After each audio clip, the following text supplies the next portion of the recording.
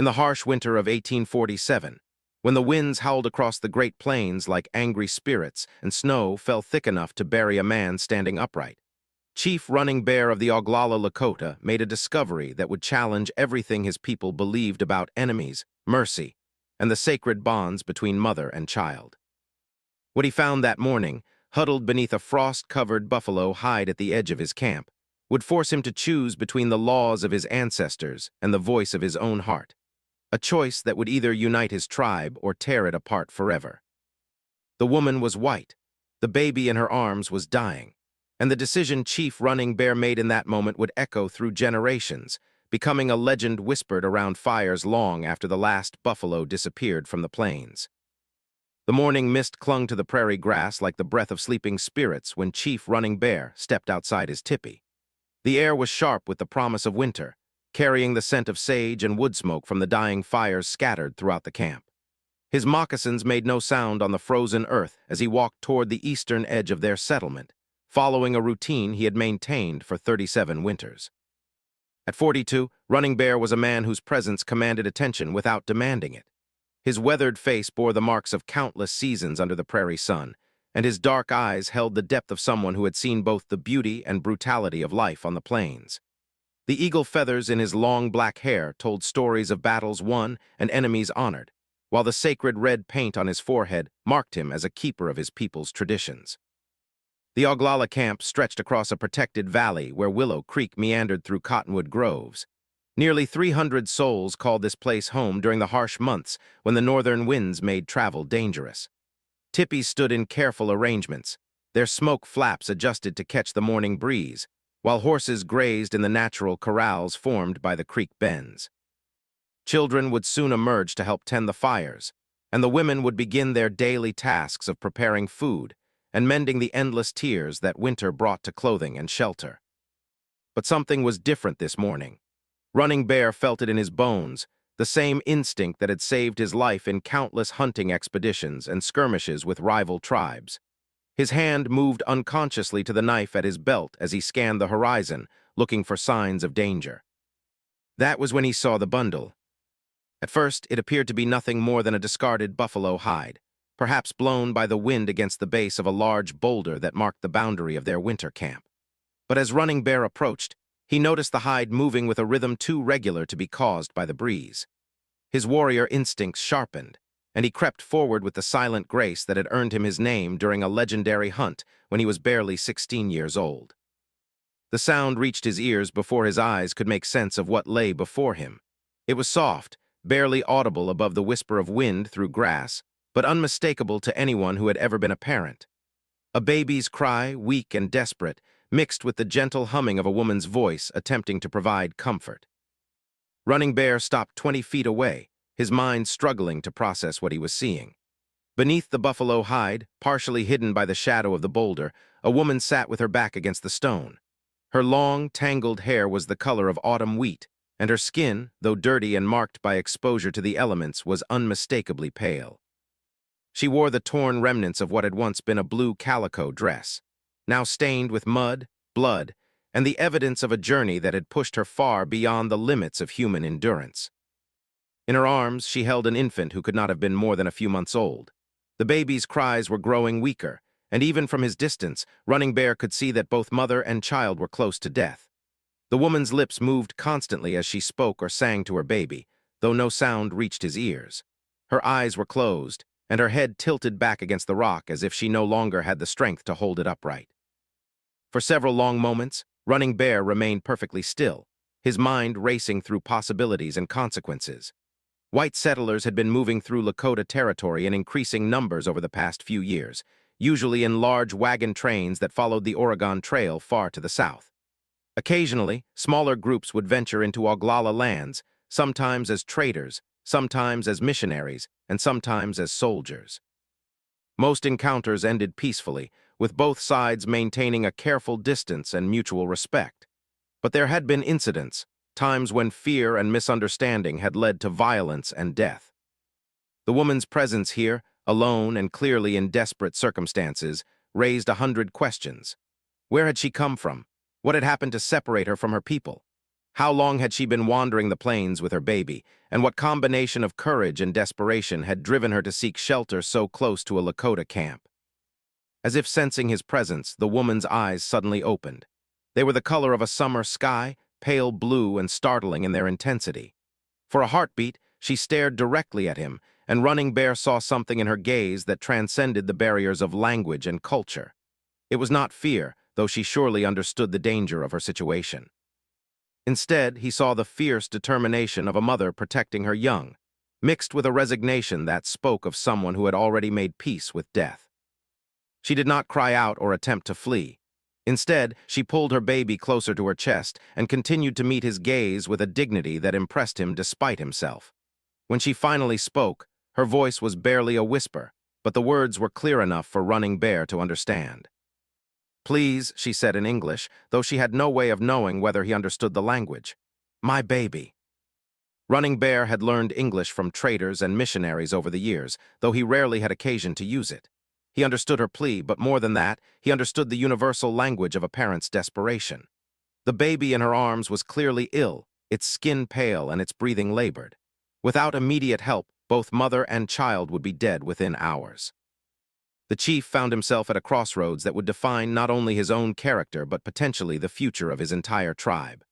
Lakota law and tradition were clear about strangers, particularly white strangers, who entered their territory uninvited. At best, they were to be escorted to the boundaries of Oglala land and warned never to return. At worst, they were considered enemies to be dealt with according to the ancient ways of warfare. But this was not a warrior or a threat. This was a woman and child, human beings in need of help that only he could provide. The contradiction between his responsibilities as a chief and his instincts as a man created a tension that seemed to vibrate in the morning air around him. Behind him, he could hear the sounds of his people beginning their daily routines. Soon, other members of the tribe would venture to this part of the camp, perhaps to tend to the horse herds or to gather firewood from the cottonwood groves. The decision he made in the next few moments would need to be explained to his warriors, his advisors, and ultimately to the entire tribe. Whatever choice he made would have consequences that rippled far beyond this single encounter. Running Bear thought of his own children, now grown and with families of their own. He remembered holding his firstborn son, feeling the weight of absolute responsibility that came with protecting something so small and vulnerable. He thought of his wife, Singing Wind, who had died 3 years earlier from a fever that swept through the camp despite the best efforts of their medicine man. In her final moments, she had made him promise to always remember that mercy was not weakness, but the highest expression of strength. The memory of her words seemed to echo in the morning stillness as he took a step toward the woman and child. The white woman watched his approach without moving, though her grip on her baby tightened slightly. When he was close enough to see the delicate features of the infant's face, Running Bear made his decision. He removed his own warm buffalo robe and approached slowly, his hands visible and empty of weapons. The woman's eyes tracked his every movement, but she did not pull away when he gently wrapped the robe around both her and the child. The warmth of the fur brought immediate relief, and for the first time since he had discovered them, the baby's cries quieted to soft whimpers. "You are safe," Running Bear said in English, the words feeling strange on his tongue but carrying the full weight of his commitment. "I will help you." The woman's eyes filled with tears, but she nodded once in understanding and gratitude. When she tried to speak again, Running Bear gently placed a finger to his lips, indicating that she should save her strength. There would be time for words later, after he had figured out how to explain this situation to his people. Carefully, he lifted both woman and child in his strong arms, surprised by how little they weighed. The woman had clearly been without adequate food for days, perhaps weeks, and the baby felt as fragile as a bird in his hands. As he turned toward the camp, he could see smoke rising from more fires as his people began their morning routines. The walk back to his tipi felt longer than usual, weighted with the knowledge that each step was carrying him toward a confrontation with traditions that had guided his people for countless generations. But there was no turning back now. He had made his choice, and he would face whatever consequences came with it. His sister, Gray Dove, was the first to see him approaching. She had been stirring a pot of morning stew outside her family's tipi when she looked up and saw her brother carrying the strange bundle. Her eyes widened in shock and confusion, and she immediately called out to her husband, Standing Wolf, who emerged from their dwelling with his hand already moving toward his tomahawk. Within moments, other members of the tribe began to gather, drawn by Gray Dove's surprised exclamations and the unusual sight of their chief carrying what was clearly a white woman and child. Running Bear could see the mixture of emotions playing across their faces: surprise, concern, suspicion, and in some cases, barely controlled anger. Two Bears, one of the tribe's most respected warriors and Running Bear's closest advisor, pushed through the growing crowd with his weathered face set in hard lines. He had fought in more battles than most men could count, and his hatred for the whites who continued to encroach on Lakota lands was well known throughout the camp. "What is this, my chief?" Two Bears demanded, his voice carrying the authority of someone who had earned the right to question even the decisions of a leader. "Why do you bring our enemies into the heart of our camp?" The crowd grew larger as word spread throughout the settlement. Running Bear could see his own adult children among the gathering faces, their expressions reflecting the same confusion and concern that he read in the eyes of his people. His son, Swift Arrow, stepped forward with his wife and two small children, his face a mask of barely controlled emotion. "Father," Swift Arrow said, his voice tight with the effort to remain respectful while expressing his alarm. "What are you doing? These are our enemies. They bring nothing but death and sorrow to our people." Running Bear looked around the circle of faces, seeing the fear and anger that the presence of white strangers always generated among his tribe. He understood their reaction, had shared many of their experiences with white settlers who had proven treacherous, greedy, and violent.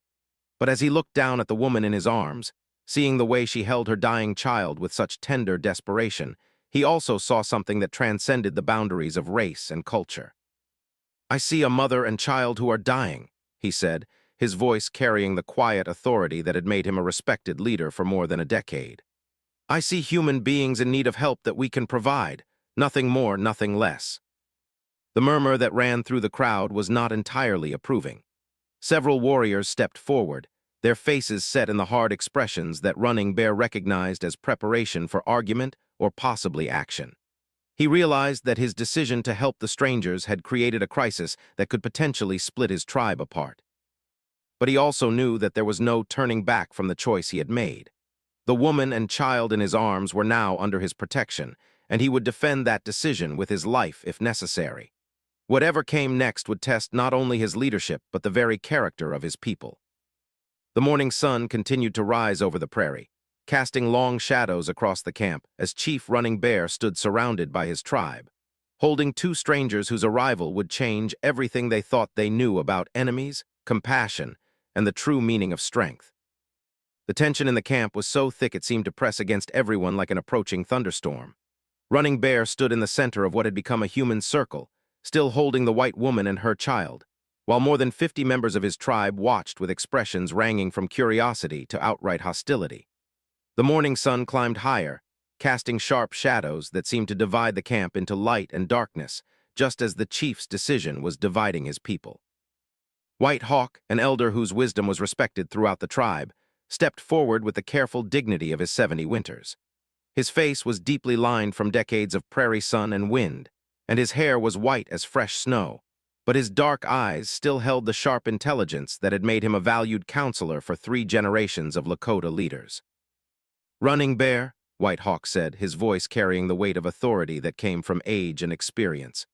"You know our laws, you know our history. The whites have brought us nothing but sorrow and death. They have broken every treaty, stolen our lands, and killed our people. Why do you now invite them into our very hearts?" The question hung in the morning air like smoke from a sacred fire, demanding an answer that would satisfy not only White Hawk, but the dozens of other tribal members who were beginning to voice their own concerns and objections. Running Bear could hear the murmur of conversations starting throughout the crowd, some in support of their chief's actions, but many expressing the same suspicions and fears that White Hawk had voiced. Standing Wolf, Gray Dove's husband, stepped forward with his hand still resting on his tomahawk handle. He was a man in his 30s, strong and quick-tempered, who had lost his younger brother in a skirmish with white soldiers the previous spring. The anger in his eyes was personal and deep, fueled by fresh grief that had never fully healed. "These are not just any whites," Standing Wolf declared, his voice rising with emotion. "Look at them. They are spies sent to learn our ways and discover our weaknesses. Tomorrow there will be soldiers following their trail, and our children will pay the price for this foolishness." Several other warriors nodded in agreement, their own hands moving toward their weapons. Running Bear could feel the mood of the crowd shifting, like the moment before a storm breaks when the wind changes direction and the air begins to move with dangerous energy. He knew that he had perhaps minutes, maybe less, before the situation spiraled beyond his control. But even as he recognized the growing danger, Running Bear found his resolve strengthening rather than weakening. The woman in his arms had regained some consciousness, and he could feel her trembling not just from cold and exhaustion, but from the obvious hostility surrounding her. Yet she made no attempt to flee or plead for her life. Instead, she simply held her baby closer and met the angry stares around her with a dignity that impressed even those who viewed her as an enemy. "Hear me, my people," Running Bear said, his voice cutting through the growing noise of the crowd with the clear authority of leadership. "I am your chief not because I always make popular decisions, but because I make the decisions that are right for our tribe, even when they are difficult to understand." Two Bears pushed closer to the front of the crowd, his scarred face set in the hard lines that had earned him respect in countless battles. At 55, he was one of the most feared warriors in the region, a man whose courage had never been questioned but whose hatred for white settlers was legendary throughout the camp. "Right for our tribe?" Two Bears challenged, his voice carrying the edge of barely controlled anger. "How is bringing our enemies into our camp right for anyone? How is risking the lives of our children and grandchildren for the sake of strangers right for our people?" Running Bear looked directly into Two Bears' eyes, seeing not only anger but genuine fear for the safety of the tribe. It was a fear he understood and respected, even as he prepared to challenge it. "Because, my friend," he said, his voice gentle but firm, "we are not animals, we are human beings, and our humanity is not something we can put aside when it becomes inconvenient." The words created a ripple of reaction throughout the crowd. Some nodded in understanding and agreement, recognizing the wisdom in their chief's philosophy. But others, particularly the younger warriors who had grown up with stories of white betrayal and violence, showed clear signs of disagreement and frustration. Swift Arrow, Running Bear's own son, stepped forward with obvious reluctance. At 28, he was a respected warrior in his own right, but the conflict between loyalty to his father and concern for his own family was written clearly on his face. His wife, Gentle Rain, stood behind him with their two small children, her arms protectively wrapped around them as if the presence of the white woman somehow threatened their safety. "Father," Swift Arrow said, his voice carefully controlled, "I respect your wisdom and your leadership, but these are dangerous times. The soldiers at Fort Laramie grow stronger every season, and more wagon trains pass through our territory every year. Can we afford to show mercy to those who will show us none?" The question struck at the heart of Running Bear's dilemma. Everything his son said was true. The pressure from white expansion was increasing year by year, and there had been incidents of violence on both sides that had left deep wounds and bitter memories. Many of the warriors around him had lost friends or family members in conflicts with white settlers or soldiers, and their anger was not abstract but personal and immediate.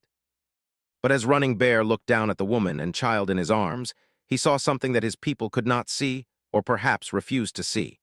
The baby's breathing was becoming more labored, and the child's skin had taken on a grayish pallor that spoke of serious illness. Without immediate medical attention, the infant would die within hours, and its mother would likely follow soon after from exposure and exhaustion. "My son," Running Bear said, shifting the woman's weight in his arms to relieve the strain on his muscles, "you ask whether we can afford to show mercy. But I ask you this, can we afford to lose our souls? What are we if we become so afraid of our enemies that we cannot recognize the difference between a threat and a tragedy?" White Hawk stepped forward again, his weathered hands clasped behind his back in a gesture that indicated deep thought. The elder had been silent for several minutes, listening to the debate with the careful attention of someone weighing multiple perspectives. When he spoke again, his voice carried a thoughtful quality that caused the crowd to quiet and listen. "Running Bear," White Hawk said slowly, "your words have wisdom, but they also have danger. In my 70 winters, I have seen what happens when kindness is mistaken for weakness, when mercy becomes a path for enemies to destroy those who showed them compassion. How do we know that helping these strangers will not bring soldiers to our camp?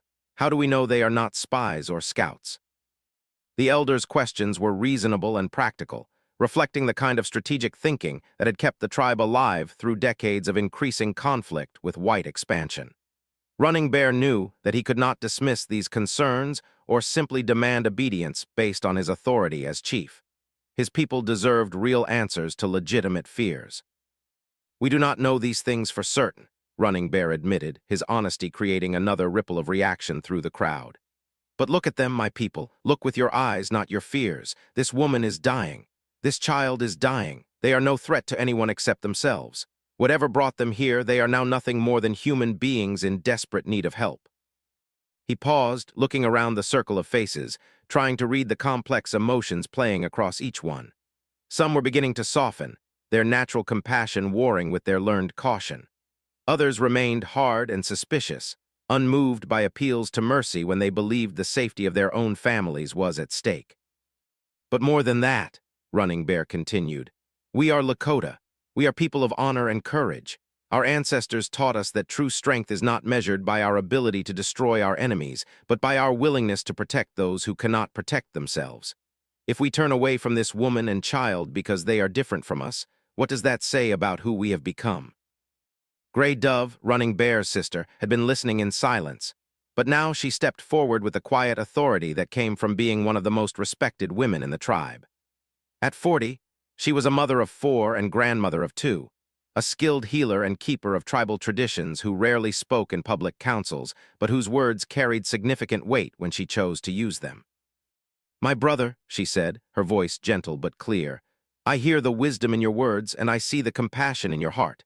But I also see the fear in the eyes of our children and the anger in the faces of our warriors. Perhaps there is a middle path that honors both mercy and caution." Running Bear looked at his sister with interest and gratitude. Gray Dove had always been the peacemaker in their family, the one who could find solutions that satisfied competing needs and conflicting desires. If anyone could suggest a way forward that would unite rather than divide the tribe, it would be her. "What do you propose, sister?" he asked, hoping that her wisdom could help him navigate the increasingly dangerous waters of this confrontation. Gray Dove looked around the circle of faces, making eye contact with several of the most influential members of the tribe before speaking again. "Let us care for this woman and child, as our chief desires, but let us also take precautions to protect ourselves. Post guards at all approaches to our camp. Send scouts to look for signs of other whites who might be following their trail. Care for them in a tipi at the edge of our settlement, where they can be watched, and where any danger they might bring would not threaten the heart of our community." The suggestion created a buzz of conversation throughout the crowd. It offered a compromise that addressed both the humanitarian concerns that Running Bear had raised and the security fears that had driven much of the opposition to his actions. Several of the warriors nodded thoughtfully, while others continued to look skeptical. Two Bears remained unconvinced, his scarred face showing no softening despite Gray Dove's reasonable proposal. "And when soldiers come looking for them," he demanded, "what do we tell the blue coats when they ride into our camp demanding to know what happened to these people?" "We tell them the truth," Running Bear replied without hesitation. "We tell them that we found a dying woman and child, and we help them because that is who we are. If that brings us trouble, then we will face that trouble with honor, as Lakota warriors have always done." The crowd fell silent as the full implications of their chief's words sank in. Everyone understood that helping the white woman and child might indeed bring unwanted attention from the army, potentially leading to conflict that could threaten the entire tribe. But they also understood that Running Bear was asking them to make a choice about their fundamental identity as a people. Standing Wolf stepped forward again, but this time his hand was no longer on his tomahawk. His face still showed anger and concern, but also a grudging respect for his chief's unwavering commitment to his principles. "If we do this thing," he said slowly, "if we help these strangers, then we do it as one people. No arguments, no division, no second guessing. We stand together whatever comes." Several other warriors nodded in agreement, recognizing the wisdom in Standing Wolf's words. If the tribe was going to take this risk, they needed to do it with unity and complete commitment, not with the kind of internal divisions that could weaken their ability to face whatever consequences might follow. Running Bear looked around the circle one more time, trying to gauge the mood of his people. He could see that the immediate crisis had passed, that the danger of violence or open rebellion had receded. But he could also see that his decision had created deep fractures in the unity of the tribe, divisions that would need careful tending if they were not to grow into permanent splits. "Then it is decided," he said, his voice carrying the finality of leadership. "We will help this woman and child. Gray Dove will prepare a place for them at the eastern edge of our camp. Standing Wolf will organize additional guards and scouts, and all of us will remember that today we chose to act as human beings rather than as animals driven by fear." As the crowd began to disperse, many people approached Running Bear to express either support or continued concern about his decision. The tribal unity that had characterized the camp for years had been shaken, replaced by a more complex and uncertain dynamic that reflected the challenging times in which they lived. But as Running Bear finally carried the white woman and child toward the tipi that Gray Dove was already preparing for them, he felt a deep satisfaction with his choice. Whatever consequences came from this decision, he would face them knowing that he had acted according to his deepest convictions about what it meant to be Lakota, what it meant to be human, and what it meant to be a leader worthy of his people's trust. The woman in his arms stirred slightly, her pale blue eyes opening to meet his gaze once more. She was still too weak to speak, but her expression carried a gratitude so profound that it seemed to validate every risk he had taken on her behalf. In her eyes, he saw not an enemy but a fellow human being, and in that recognition lay the foundation for everything that would follow in the days and weeks ahead.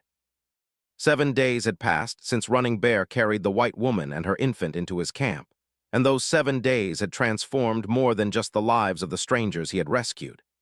The entire dynamic of the tribe had shifted, creating new alliances and revealing character traits that had remained hidden during easier times.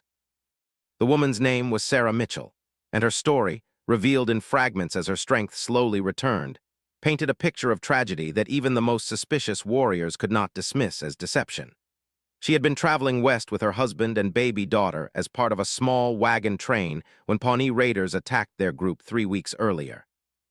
Her husband, Thomas, had been killed defending their wagon, and in the chaos that followed, Sarah had grabbed her baby and fled into the wilderness with nothing but the clothes on her back and a desperate determination to protect her child. For 18 days, she had wandered across the prairie, living on berries, roots, and creek water, slowly starving while her infant daughter grew sicker from exposure and malnutrition. By the time she stumbled into the vicinity of the Lakota camp, both mother and child were within hours of death. Her decision to approach the camp had been born not of hope, but of a final act of desperation, a mother's willingness to risk everything for even the smallest chance of saving her baby's life. Gray Dove had taken primary responsibility for caring for Sarah and little Emma, the baby whose name meant whole or universal in the white man's tongue. The skilled healer had worked tirelessly to nurse both patients back to health, using traditional Lakota remedies combined with practical wisdom gained from decades of tending to the sick and injured members of her tribe. The baby had been the first to respond to treatment. Gray Dove's careful combination of herbal teas, warm broths, and constant attention had gradually restored Emma's strength and color. Within 3 days, the infant was nursing properly again, her tiny fists grasping at everything within reach with the determined vigor of healthy childhood. Her recovery had done more than any argument to convince even skeptical tribal members that Running Bear's decision had been the right one. Sarah's recovery had been slower but equally remarkable. Gray Dove had treated her frostbitten fingers and toes, cleaned and bandaged the cuts and scrapes that covered her body, and gradually nursed her back to a weight that no longer made her look like a walking skeleton. More importantly, the Lakota healer had shown Sarah a kindness and gentleness that transcended all barriers of language and culture, creating a bond between the two women that spoke to the universal nature of feminine compassion. But it was the transformation in the camp itself that proved most remarkable. The initial resistance and suspicion that had greeted Sarah's arrival had gradually given way to something approaching protective affection, particularly among the women of the tribe who saw in her story a reflection of their own deepest fears about what could happen to a mother separated from her people and her protection. Moon Shadow, a young mother of 3 whose husband had been killed in the same battle that took Standing Wolf's brother, had been among the most vocal opponents of allowing the white woman to remain in camp. But on the 4th day of Sarah's recovery, she had brought a bowl of stew and a small pair of moccasins that she had stayed up all night making for baby Emma. When asked about her change of heart, Moon Shadow had simply said that she recognized the look in Sarah's eyes, because she had seen it in her own mirror every morning since her husband's death. The children of the tribe had proven even more adaptable than the adults.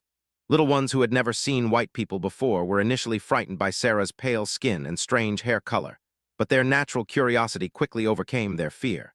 Within days, they were bringing her wildflowers and small gifts, chattering away in Lakota even though she could not understand their words. Their innocent acceptance helped bridge the gap between cultures in ways that formal diplomacy never could have achieved. Swift Arrow, Running Bear's son, had remained one of the most resistant members of the tribe, unable to reconcile his protective instincts toward his own family with what he saw as unnecessary risks taken for strangers. But on the sixth day, his 3-year-old daughter, Bright Star, had wandered away from their tipi and fallen into Willow Creek during the morning when the adults were distracted by other tasks. It was Sarah who found her, despite being barely strong enough to walk more than a few dozen steps at a time. The white woman had pulled the little girl from the icy water and carried her back to camp, arriving breathless and exhausted but triumphant. Bright Star suffered no lasting harm from her adventure, but the incident completely changed Swift Arrow's perspective on their unexpected guests. "She risked her life for my daughter," he told his father that evening as they sat by the fire outside Running Bear's tipi. "A woman who barely has strength to care for her own child, and she still found the courage to save mine. I was wrong to question your decision, father, completely wrong." The change in Swift Arrow's attitude rippled through the camp like stones thrown into still water. If the chief's own son, previously one of the most vocal critics of helping the strangers, could be won over by their character and actions, then perhaps the fears and suspicions of others were equally unfounded. Two Bears had proven more difficult to convince. The old warrior maintained his vigilant watch over the camp's security, posting extra guards and sending scouts ranging far across the prairie to look for any signs of approaching soldiers or other whites who might be following Sarah's trail. But as the days passed without any external threats materializing, even his suspicious nature began to soften slightly. On the 7th morning, he approached Sarah as she sat outside the tipi that had become her temporary home, nursing Emma in the warm sunshine while Gray Dove prepared herbal remedies nearby. Two Bears had never spoken directly to Sarah before, communicating only through Running Bear or Gray Dove when necessary. But now he stood before her with an expression that mixed curiosity with continued wariness. "You fight hard for your child," he said in his limited English, the words coming slowly as he struggled with the unfamiliar language. "This is good. Lakota mothers fight hard also." Sarah looked up at the scarred warrior, recognizing him as one of the men who had been most opposed to her presence in the camp. She had learned enough about tribal politics during her week of recovery to understand that Two Bears' acceptance, however grudging, represented a significant shift in the camp's overall attitude toward her and Emma. "Thank you," she replied quietly, her own voice still rough from the ordeal she had endured. "Your people have been kinder to me than I ever dared to hope. I will never forget what Chief Running Bear and all of you have done for us." Two Bears nodded slowly, his weathered face showing the first hint of what might have been approval. "Running Bear is wise chief," he said. "Sometimes his wisdom hard to see, but always there. You are safe here. We protect you now." The simple statement carried enormous significance, representing not just Two Bears' personal acceptance, but the formal acknowledgement that Sarah and Emma were now under the protection of the entire tribe. It was a commitment that Running Bear had hoped for but never demanded, understanding that it had to come from his people's own recognition of the stranger's essential humanity and worth. That afternoon, White Hawk requested a formal meeting with Running Bear to discuss the long-term implications of what had transpired. The two men walked together to a quiet grove of cottonwood trees beside the creek, where they could speak privately without being overheard by other members of the tribe. "My chief," White Hawk began, settling himself on a fallen log with the careful movements of advanced age, "you have accomplished something remarkable this past week. You have transformed enemies into family, suspicion into protection, division into unity. But now we must consider what comes next." Running Bear sat beside the elder, appreciating both his wisdom and his willingness to acknowledge the success of what had initially been a deeply controversial decision. "What do you counsel, old friend?" he asked. White Hawk was quiet for several minutes, watching the water flow past them while considering his words carefully. "The woman cannot stay here permanently," he finally said. Not because we do not welcome her, but because her presence will eventually attract attention from her own people. When spring comes and travel becomes easier, there will be questions about what happened to Thomas Mitchell and his family. There will be searches, investigations, perhaps even accusations that we killed them. The elders' concerns were practical and well-founded.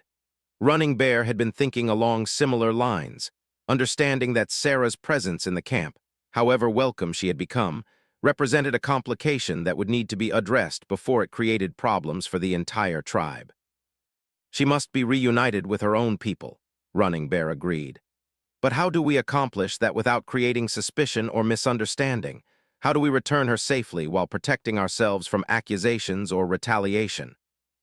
White Hawk smiled, the expression transforming his weathered features with genuine warmth. That, my chief, is where your wisdom in helping her will prove its true value. We will not return her as a prisoner or hostage, but as an honored guest who has been cared for by the generosity of the Lakota people. We will send her back with gifts, with escorts, with stories that speak to the nobility of our actions rather than to any hostile intent. The plan that emerged from their conversation was both simple and brilliant in its approach to the complex diplomatic challenges that Sarah's situation presented. When the spring thaw made travel safe again, a small delegation of Lakota warriors would escort Sarah and Emma to Fort Laramie, the nearest military outpost where she could be safely reunited with white authorities, and eventually with surviving members of her extended family. But rather than simply delivering her and departing, the delegation would present her return as an act of international diplomacy, a gesture of goodwill from the Oglala Lakota people to their white neighbors. Sarah would carry with her not only the story of her rescue and care, but also formal messages of peace and cooperation from Running Bear to the military commanders at the fort. The strategy had the potential to transform what could have been a source of conflict into an opportunity for improved relations between the two peoples. Instead of suspicion and hostility, Sarah's story would demonstrate the fundamental humanity and honor of the Lakota people, potentially opening doors for future communication and cooperation. When Running Bear explained the plan to Sarah that evening, her reaction exceeded even his most optimistic expectations. Rather than simply expressing gratitude for her rescue and care, she asked if she could do anything to help ensure that the gesture of goodwill was understood and appreciated by her own people. "Chief Running Bear," she said, her voice stronger than it had been at any time since her arrival, "you and your people have saved not just my life and my daughter's life, but our souls as well. You have shown us kindness when you had every reason to show us suspicion. You have treated us with honor when you could have treated us as enemies. When I return to my people, I want to tell them not just about your generosity, but about your wisdom, your courage, and your fundamental decency." Her words moved Running Bear more than he had expected. In the days following his controversial decision to help the strangers, he had focused primarily on managing the immediate concerns of his own people. He had not fully considered how his actions might appear to Sarah herself, or what kind of impression her experience would create among white settlers and authorities. "You honor us with your words," he replied, "but you honor us more with your courage and your grace under circumstances that would have broken lesser spirits. Your strength has helped my people see past their fears to recognize the common humanity that connects all mothers, all parents, all people who love something more than themselves." The final 3 days of Sarah's stay in the camp were marked by a series of small ceremonies and gift-giving rituals that formally acknowledged her transition from stranger to honored guest. Gray Dove presented her with a beautiful beaded necklace that had been made by several of the tribal women working together, each contributing their own skills to create something that represented the collective affection and respect that Sarah had earned during her recovery.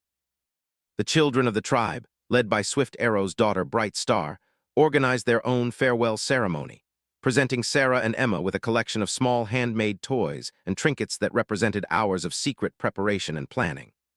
The sight of white and Lakota children playing together, sharing gifts and laughter despite their inability to communicate in words, created images that would remain in everyone's memory long after the formal ceremonies were forgotten. Even 2 bears contributed to the farewell preparations, crafting a small but beautifully decorated cradle board that would allow Sarah to carry Emma safely during the journey to Fort Laramie. The gift represented more than practical consideration. It was a symbol of the old warrior's complete acceptance of the woman he had initially viewed as a dangerous enemy. On the final morning of her stay, Sarah stood outside the tipi that had been her home for 10 days, holding Emma in her arms while the entire tribe gathered to bid her farewell. She looked healthier than she had since before the Pawnee attack, her cheeks showing color and her eyes bright with recovered strength. But more than physical recovery, she radiated a kind of spiritual transformation that spoke to the healing power of unexpected kindness. Running Bear approached her for their final conversation, accompanied by the 3 warriors who would escort her safely to Fort Laramie. He carried in his hands a letter that White Hawk had helped him compose, written in careful English and addressed to the commanding officer at the fort. The letter explained the circumstances of Sarah's rescue and requested that her story be shared with appropriate authorities as evidence of the Lakota people's desire for peaceful relations with their white neighbors. "Sarah Mitchell," Running Bear said formally, using her full name as a sign of respect and recognition. "You came to us as a stranger in desperate need, and you leave us as a friend and sister. You have shown our people that courage and grace are not limited by the color of one's skin or the language one speaks. We ask only that you help your people understand what you have learned about ours." Sarah's response was interrupted by tears, but when she finally found her voice, her words carried a power that moved everyone who heard them. "Chief Running Bear," she said, "I came to your people expecting nothing except perhaps a quick death. Instead, you gave me and my daughter our lives, our hope, and our future. But more than that, you gave me an understanding of what human beings can be when they choose love over fear, mercy over revenge, wisdom over anger." She paused, looking around the circle of faces that had become familiar and dear to her during her stay. "When I return to my people, I will tell them not just about your kindness, but about your strength. I will tell them that the Lakota are not enemies to be feared, but neighbors to be respected and honored. I will spend the rest of my life making sure that your story is told truthfully and with the admiration it deserves." The farewell ceremony concluded with a traditional Lakota blessing for travelers, with White Hawk offering prayers for Sarah and Emma's safety and success in their journey ahead. As the small procession departed from the camp, heading east toward Fort Laramie and reunion with Sarah's own people, the entire tribe gathered to watch until they disappeared over the distant hills. Running Bear stood at the eastern edge of his camp long after the others had returned to their daily routines, contemplating the remarkable transformation that had occurred over the past 10 days. His controversial decision to help 2 strangers had initially threatened to divide his tribe, but ultimately it had revealed something important about the character and values of his people. They had chosen compassion over suspicion, humanity over prejudice, courage over fear. In doing so, they had not only saved 2 lives, but had also demonstrated to themselves and to the world what it truly meant to be Lakota, what it meant to live according to principles that transcended the temporary conflicts and misunderstandings that too often divided people from one another. As Running Bear turned to rejoin his people, he carried with him the satisfaction of knowing that his decision, however difficult and controversial it had ultimately strengthened rather than weakened his tribe. They had faced a test of their fundamental values and had emerged not just intact, but elevated, their sense of identity and purpose clarified by their willingness to extend mercy to those who needed it most. The story of Sarah Mitchell and her baby would be told around Lakota fires for generations to come, but it would be remembered not just as a tale of rescue and kindness, but as a moment when an entire people chose to define themselves by their highest aspirations rather than their deepest fears. In that choice lay the true meaning of strength, the authentic source of honor, and the lasting foundation of a legacy worthy of the name Lakota.